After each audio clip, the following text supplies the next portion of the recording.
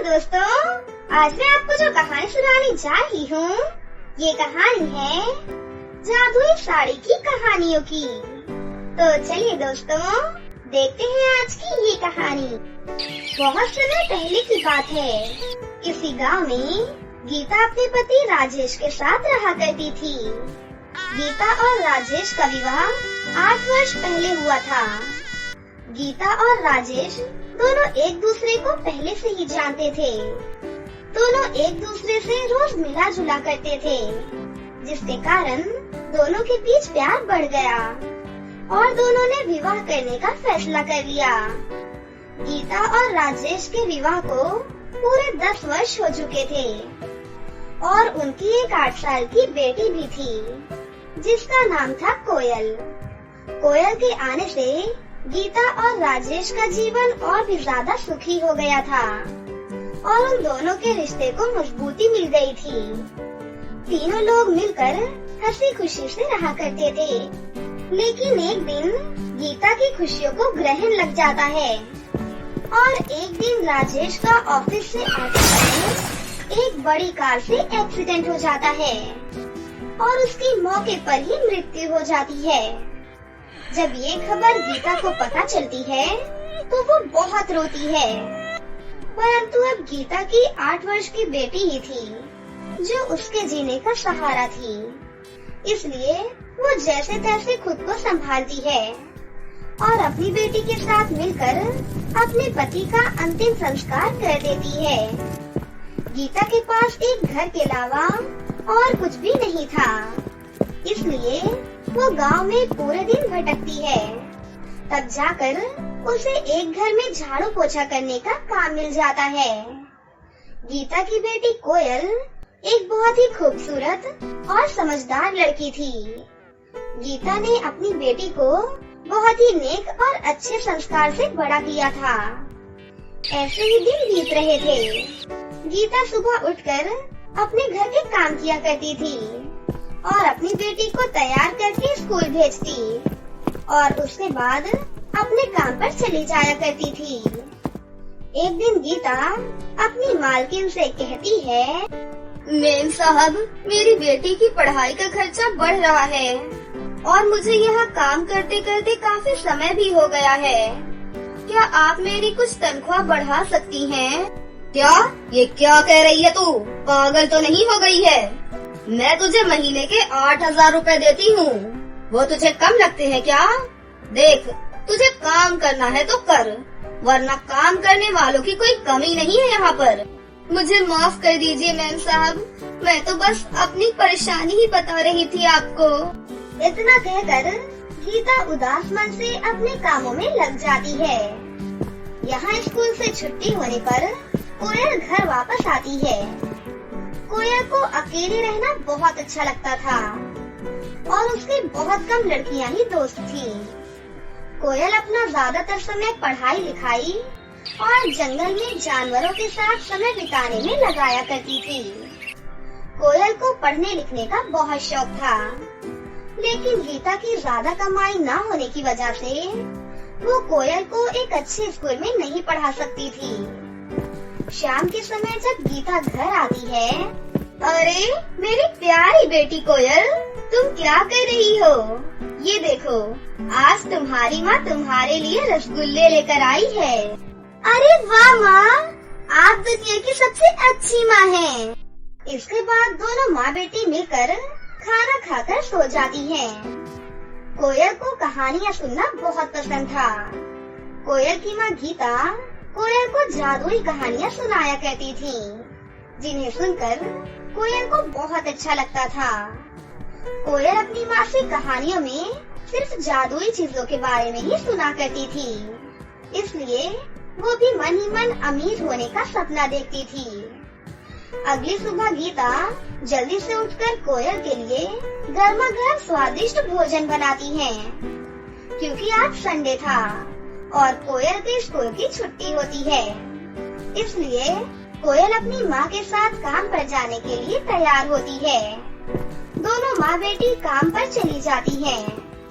गीता हमेशा की तरह अपने कामों में लग जाती है। वहीं कोयल सेठानी के घर अच्छी अच्छी चीजों को देखकर बहुत खुश होती है। तभी अचानक से कोयल के हाथ से एक बेशकीमती गुलदस्ता नीचे गिर जाता है और वो टूट जाता है। कांच के टूटने की आवाज सुनकर मालकिन वहाँ पर आ जाती है।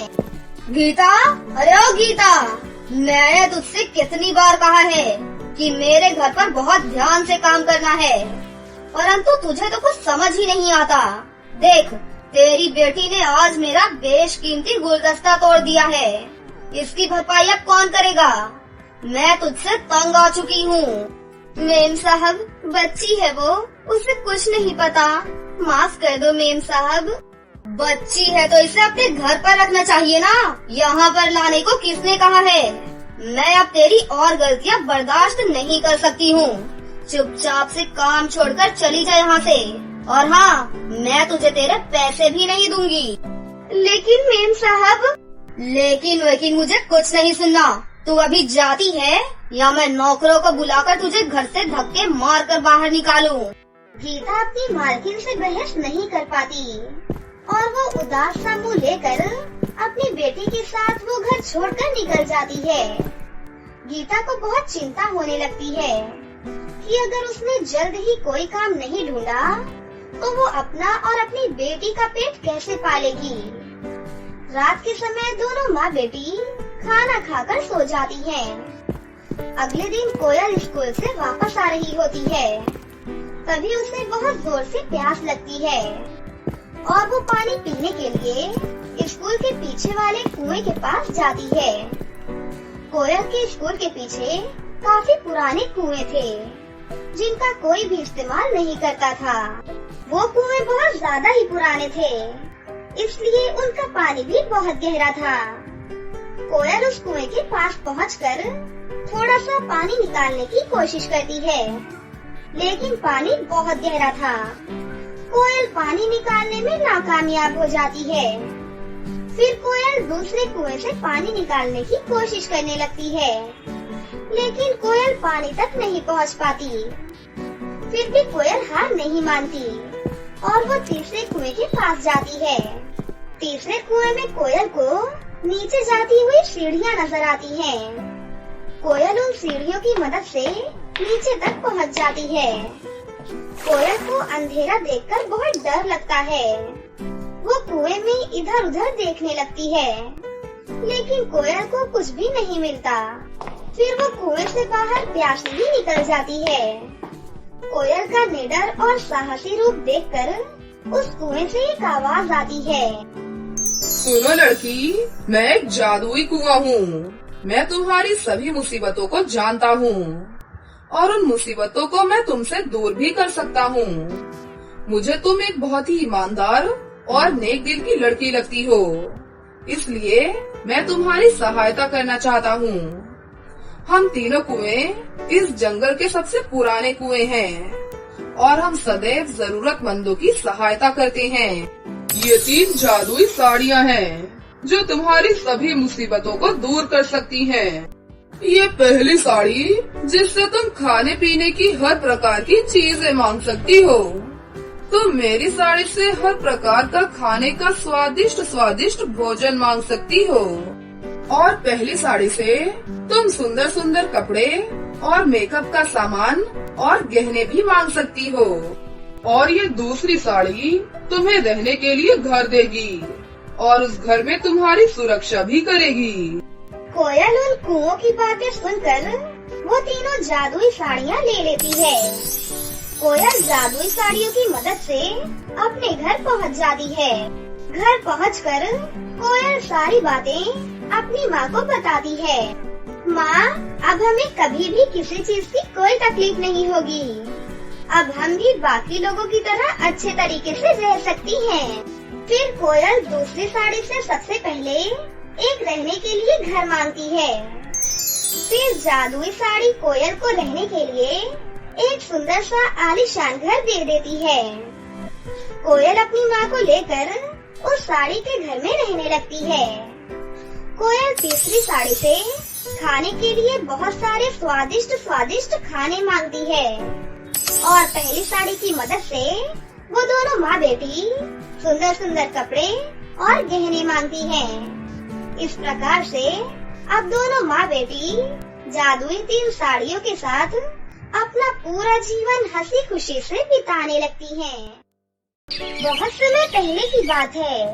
एक गांव में राशि नाम की एक औरत अपने पति और अपनी एक बेटी के साथ रहती थी।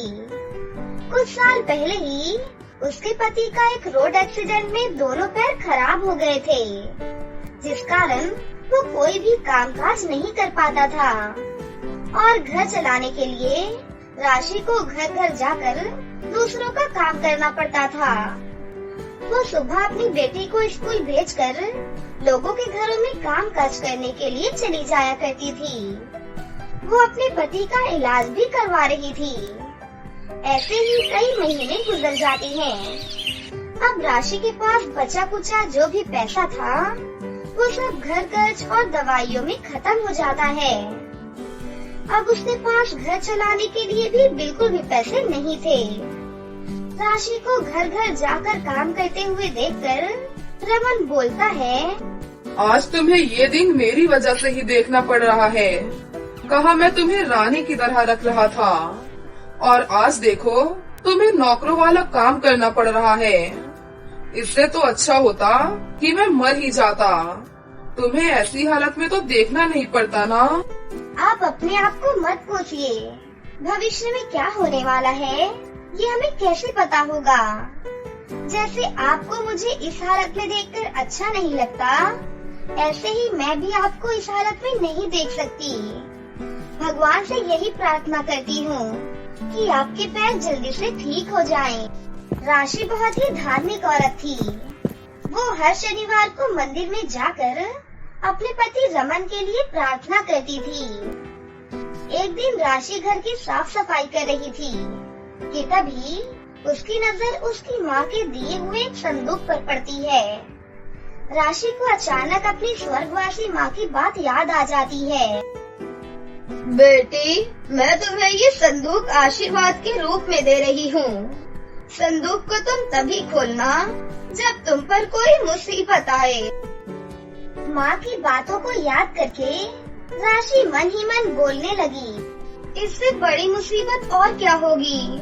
मेरे पति बिस्तर पर पड़े हुए हैं। घर का खर्चा जैसे तैसे चल रहा है, जहाँ 2 वक्त का खाना भी सही से नसीब नहीं हो पा रहा। शायद ये संदूक खोलने का सही समय आ गया है।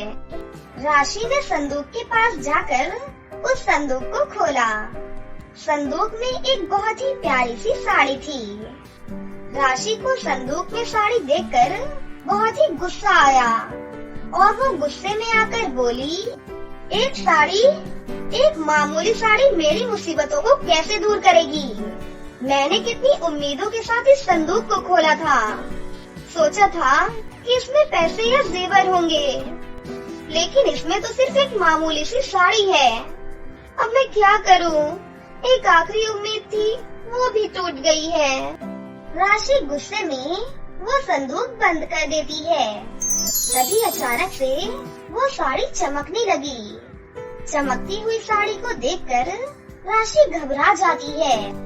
अरे, ये साड़ी अचानक से चमकने कैसे लग गई? राशि वो साड़ी अपने हाथ में लेती है। साड़ी हाथ में लेते ही साड़ी के नीचे एक चिट्ठी होती है। वो चिट्ठी उसकी माँ की होती है। उसमें लिखा था, बेटा, जैसे ही ये साड़ी तुम्हें मिलेगी तुम इस साड़ी को पहन लेना। साड़ी को पहनते ही साड़ी का चमत्कार शुरू हो जाएगा। ये एक जादुई साड़ी है जो मैंने तुम्हें अपने आशीर्वाद के रूप में दी है, जो कि कभी भी तुम्हारे बुरे वक्त में काम आ सकती है। और ये साड़ी मुझे एक बाबा ने दी थी जब मेरी एक मन्नत पूरी हुई थी। राशि वो चिट्ठी पढ़ते ही वो साड़ी पहन लेती है। यहाँ राशि साड़ी पहनती है और वहाँ उसके पति का पैर बिल्कुल ठीक हो जाता है और वो आवाज लगाकर बोलता है, अरे राशि, ये तो कमाल हो गया। देखो, मेरे पैर बिल्कुल ठीक हो गए। पता नहीं ये चमत्कार कैसे हुआ। मुझे तो लगता है हमारी प्रार्थना भगवान ने आज ही सुन ली। ये चमत्कार हमारी प्रार्थना की वजह से नहीं हुआ है, बल्कि इस साड़ी की वजह से हुआ है। ये साड़ी मुझे मेरी माँ ने आशीर्वाद के रूप में दी थी। जादुई साड़ी मिलते ही राशि और रमन की खुशी का ठिकाना ही नहीं था। अब राशि जादुई साड़ी से जो भी मांगती, जादुई साड़ी उसे पूरा कर देती थी। रमन भी अब पहले जैसे नौकरी करने लग गया था। राशि भी भविष्य के बारे में सोचकर एक दुकान खोल लेती है। एक दिन राशि की पड़ोसन अदिति उसकी साड़ी के चमत्कार को देख लेती है और वो मौका पाकर राशि के घर से उसकी माँ की दी हुई जादुई साड़ी को चुराकर अपने घर में ले आती है और घर ले जाकर उस जादुई साड़ी से बोलती है, हे जादुई साड़ी, मुझे सोना, चांदी, हीरे, मोती और बहुत सारे रुपए दे दे। मेरा सारा घर धन दौलत से भर दे और घर में बहुत उजाला कर दे। अदिति बड़ी ही गंभीरता से साड़ी की तरफ देखती रही, लेकिन कोई भी जादू नहीं हुआ। ये देखकर अदिति गुस्से में आ गई और गुस्से में आकर जादुई साड़ी से वो बोलती है, मुझे तो तू कुछ भी नहीं दे रही है, अब मैं तुझे ही नष्ट करके रख दूंगी। अदिति उस साड़ी में आग लगा देती है और देखते ही देखते आग बहुत तेज जलने लगती है। उससे घर के सभी पर्दे आग में जलने लगते हैं, पूरा घर जलने लगता है और जादुई साड़ी दूर खड़ी होकर मुस्कुरा रही होती है। अब अदिति जोर जोर से चिल्लाकर बोलती है, अरे अरे बचाओ, मेरे घर में आग लग गई, अरे देखो कोई, अरे मेरा घर जल जाएगा, ये सब क्या हो रहा है, अरे कोई तो बचा लो, नहीं तो मैं जलकर मर जाऊंगी। अदिति की चीख चिल्लाहट सुनकर साड़ी मुस्कुराते हुए बोलती है, तुम मुझे जलाने चली थी ना, अब देखो इस आग से तुम्हारे घर में कितनी ज्यादा रोशनी हो रही है। इतना कहकर वो जादुई साड़ी वहाँ से उड़कर सीधा राशि के घर पर पहुँच जाती है और अदिति को अपनी करनी का फल मिल जाता है और वो जादुई साड़ी राशि की बहुत ही अच्छी सहेली बन गई। एक गांव में रिंकी अपने माता पिता के साथ रहती थी। उसके पिता एक गरीब मजदूर थे और उसकी माँ दूसरों के घरों में नौकरानी का काम करती थी। रिंकी गांव के ही एक सरकारी स्कूल में पढ़ाई करती थी। बेटा, तू मन लगाकर पढ़ाई किया कर, किसी भी चीज की कमी हो तो हमें बता देना, लेकिन अपनी पढ़ाई में कभी कोई कमी मत आने देना बेटी। हाँ माँ, मैं मन लगाकर पढ़ाई करूँगी और एक दिन सबकी गरीबी को दूर कर दूंगी। फिर आप और पिताजी को कोई भी काम करने की जरूरत नहीं होगी माँ। दोस्तों, उनके घर का गुजारा बहुत मुश्किल से चल पाता था। साल में एक बार उनके गांव में एक मेला लगता था। एक दिन रिंकी की सहेलियाँ उससे बोलती हैं, अरे यार, गांव में मेला लगा है, मैं तो आज अपने मम्मी पापा के साथ मेला देखने जाऊंगी। अरे बहुत मजा आएगा आज। हाँ, मैं भी मेला देखने जरूर जाऊंगी, बहुत सारी चीजें खरीद कर भी लाऊंगी और बड़े बड़े झूले पर बैठकर झूलूंगी। और रिंकी, तू नहीं जाएगी क्या? जाने का मन तो मेरा भी है, लेकिन मेरे माँ और पिताजी से बात कैसे करूँ? आज अपने मम्मी पापा को बोल कर देखती हूँ कि वो भी मुझे मेला दिखा कर लाएं। तीनों सहेलियाँ अपने अपने घर पहुँच जाती हैं। अरे बेटा, तुम उदास क्यों हो? क्या हुआ बेटी? सब ठीक तो है ना? माँ, मुझे मेला घुमाने ले चलो ना। मेरी दोस्त अपनी मम्मी पापा के साथ मेला घूमने जा रही है माँ। मेरा भी बहुत मन है माँ, मुझे भी ले चलो ना। बेटा, तुम्हें तो अपने घर की हालत पता है ना, हमारे घर का गुजारा बहुत मुश्किल से चल पाता है बेटी। ऐसे में हम तुम्हें मेला दिखाने नहीं ले जा सकते बेटी। माँ, मैं मेले में से कुछ भी नहीं खरीदूंगी, आप बस मुझे घुमा कर ले आओ माँ। ऐसे घूमने में तो कोई पैसा नहीं लगेगा ना, आप प्लीज मुझे मेला दिखाने ले चलो ना। तभी वहाँ पर उसके पिताजी आ जाते हैं। अरे क्या बात है, क्या बातें कर रही हो तुम माँ बेटी? पिताजी, आपको पता है ना पिताजी, हमारे गांव में कितना बड़ा मेला लगा है और ये मेला साल में सिर्फ एक बार ही लगता है। क्या आप मुझे मेला घुमाने ले चलोगे पिताजी? मैं आपसे वादा करती हूँ, मैं एक भी पैसा नहीं खर्च कराऊंगी वहाँ। कोई बात नहीं बेटा, हम आज शाम को ही मेला घूमने जाएंगे। तुम चिंता क्यों करती हो बेटी? रिंकी अपने पिता की ये बात सुनकर बहुत ही ज्यादा खुश हो जाती है और दिन भर शाम होने का इंतजार करती है। शाम होते ही, अरे माँ, पिताजी कहाँ रह गए? हमें तो आज मेला देखने जाना है ना। देखो ना माँ, कितना समय हो गया, अभी तक क्यों नहीं आए पिताजी? माँ, थोड़ी देर बाद उसके पिताजी भी आ जाते हैं। उसके बाद सभी मिलकर मेले में घूमने जाते हैं। बेटा बताओ, क्या चाहिए तुम्हें? नहीं पिताजी, मुझे कुछ भी नहीं चाहिए, मैं तो बस यहाँ घूमने आई हूँ। तुम्हारा कुछ भी लेने का मन करे तो मुझे बताना, ठीक है? थोड़ी देर बाद वो सभी अपने घर की तरफ आने लगते हैं। वहीं रास्ते में उन तीनों को एक बुढ़िया मिलती है। अरे बेटा, मुझसे ये साड़ी खरीद लो बेटा, तुम्हारा भला होगा। मुझे बहुत भूख लगी है बेटा, मैं कुछ खाना खा लूंगी।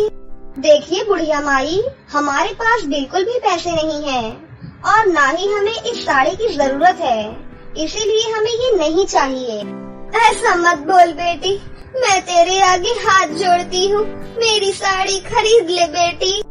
माँ, मुझे ये साड़ी बहुत अच्छी लग रही है, आप इनसे ये साड़ी खरीद लीजिए ना। ये तो कैसी बातें कर रही है बिटिया, तुझे तो पता है ना हमारे पास पैसे नहीं है। नहीं नहीं, ऐसी कोई बात नहीं है। हमारी बेटी ने पूरे मेले में एक भी चीज नहीं खरीदी। अब वो ये साड़ी मांग रही है तो मैं ये साड़ी उसे जरूर दिलाऊंगा। उसके बाद रिंकी की माँ वो साड़ी खरीद लेती है और खुशी खुशी अपने घर आ जाती है। घर आकर रिंकी उस साड़ी को पहन लेती है। आजा बेटा, खाना खा ले रिंकी बेटा। रिंकी दौड़ी दौड़ी अपनी माँ के पास आती है, लेकिन जैसे ही वो खाने के कटोरे को हाथ लगाती है तो वो कटोरा अचानक से सोने में बदल जाता है। अरे, इस कटोरे का कलर कैसे बदल गया माँ? उसके बाद रिंकी खाने की मेज को हाथ लगाती है और देखते ही देखते वो पूरी मेज एक सोने की मेज में बदल जाती है।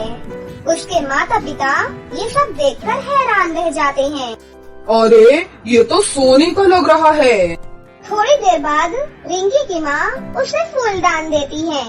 बिटिया, जरा इसे हाथ लगाओ। रिंकी अपने हाथों से उस फूलदान को पकड़ती है और वो फूलदान भी सोने में बदल जाता है।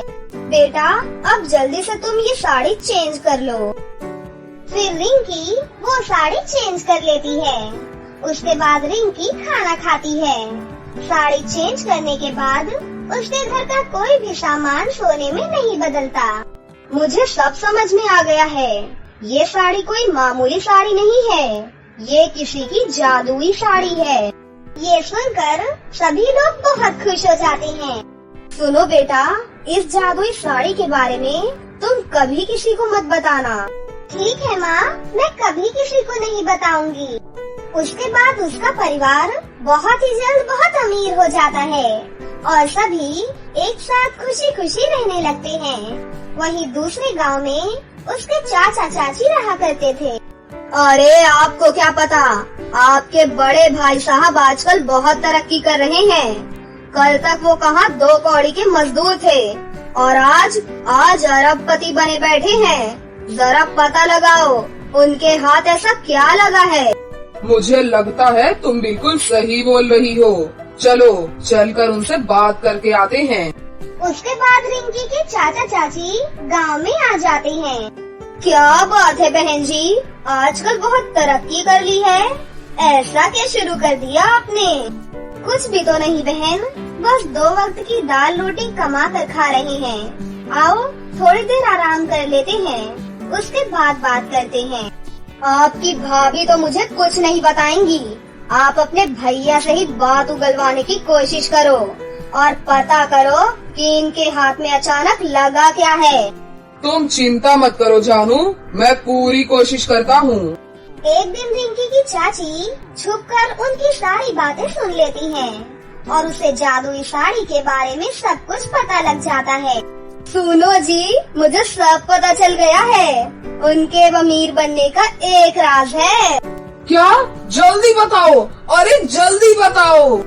अरे इनके पास जादुई साड़ी है। ये उस साड़ी को पहनकर जिस भी चीज को हाथ लगाते हैं वो सोने में बदल जाती है। मैं समय मिलते ही उस साड़ी को उनसे चुरा लूंगी। उसके बाद हम यहाँ से चुपचाप फरार हो जाएंगे। अरे वाह, ये हुई ना बात। लेकिन ध्यान से करना, कहीं तुम पकड़ी ना जाओ। चाची चुपके से एक दिन वो साड़ी चुरा ही लेती है। फिर अगले दिन, अच्छा बहन, अब हम चलते हैं। घर में बहुत सारा काम है बहन जी, हम फिर कभी आ जाएंगे। अरे तुम इतने दिनों बाद आए हो, कुछ दिन और रुक जाओ। नहीं नहीं भैया, घर पर पिंटू अकेला है, इसीलिए हमें जल्दी जाना है। इतना कहकर दोनों चाचा चाची वहाँ से चले जाते हैं। अगले दिन, रिंकी बेटा, जाओ बेटा, अंदर जाकर वो साड़ी लेकर आओ। हमें गरीबों में कुछ पैसे बांटने हैं। रिंकी साड़ी लेने जाती है, लेकिन रिंकी को वो साड़ी कहीं नहीं मिलती। वो भागी भागी अपनी माँ के पास आती है। माँ, वहाँ तो साड़ी है ही नहीं माँ। उसके बाद पूरा परिवार मिलकर वो साड़ी ढूंढते हैं, लेकिन साड़ी कहीं नहीं मिलती। साड़ी ढूंढने की अब कोई जरूरत नहीं है, मुझे पता है कि वो साड़ी कहाँ है। क्या? तो बताओ न माँ, वो साड़ी कहाँ गई है? तुम्हारे चाचा चाची वो साड़ी चुरा कर ले गए हैं। ये क्या बोल रही हो तुम? इनकी इतनी हिम्मत, मैं अभी फोन करता हूँ उसे। उसके बाद उसके पिता उसके चाचा के पास फोन करते हैं। अरे भैया, आपको हम चोर नजर आते हैं क्या? हम आपके घर में आकर साड़ी चुराएंगे? अगर ऐसी बात है तो आज के बाद हम आपके घर कभी नहीं आएंगे। गुस्से में उसका चाचा फोन काट देता है। एक दिन उसकी चाची साड़ी पहनकर अपने बेटे पिंटू को छू देती है। पिंटू तुरंत सोने में बदल जाता है। हाय राम, ये मुझसे क्या हो गया? जल्दी आओ जी, ये देखो हमारे पिंटू को क्या हो गया है। पिंटू! चाचा भागा भागा पिंटू के पास आता है और देखता है, अरे ये तो सोना बन चुका है। उसके बाद दोनों अपने बेटे को लेकर रिंकी के पास जाते हैं। ये रही तुम्हारी साड़ी, मुझे माफ कर दो, मुझसे बहुत बड़ी गलती हो गई है, लेकिन प्लीज मेरे बेटे को ठीक कर दो, मैं आपके आगे हाथ जोड़ती हूँ। बहन, ये सब कुछ तुम्हारे लालच का परिणाम है। अब तुम्हारा बेटा कभी ठीक नहीं हो सकता। नहीं नहीं, हमें माफ कर दो, हमारे कर्मों की सजा हमारे बेटे को मत दो। तभी रिंकी साड़ी से कहती है, हे जादुई साड़ी, मेरे भाई को ठीक कर दीजिए। रिंकी के इतना कहते ही पिंटू पूरी तरह से ठीक हो जाता है। उसके बाद उसके चाचा चाची वहाँ से चले जाते हैं।